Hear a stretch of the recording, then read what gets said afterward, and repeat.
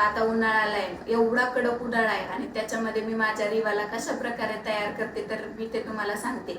आणि उन्हाळा आला की काय असतं, मज्जा मस्ती, ट्रिप आणि अनेक ऍक्टिव्हिटीज, आणि त्याच्यासोबत येते हे घाम आणि आपले ते चिडचिड करणारे बाळ।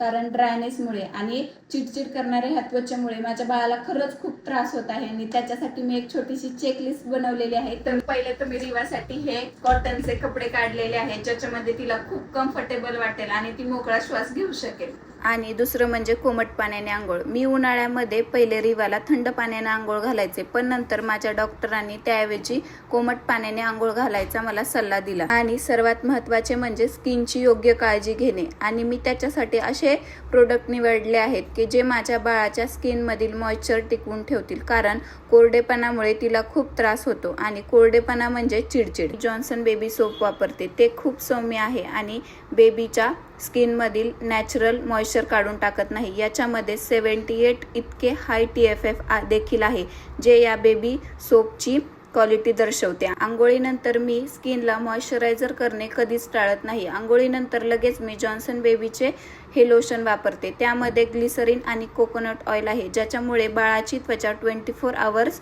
मॉइश्चर ठेवते। ते खूप हलके आणि पटकन ॲब्झॉर्ब होऊन जाते। माझ्या लक्षात आले आहे की उन्हाळ्यातील काळजी म्हणजे सौम्य स्वच्छता आणि हलके मॉइश्चरायझेशन। कोणतेही जड प्रोडक्ट नको, जास्त आंघोळ नको। हे तुमच्या बाळाच्या उन्हाळ्यातील नित्यक्रमासाठी जपून ठेवा आणि गरज असलेल्या एका नवीन आईसोबत शेअर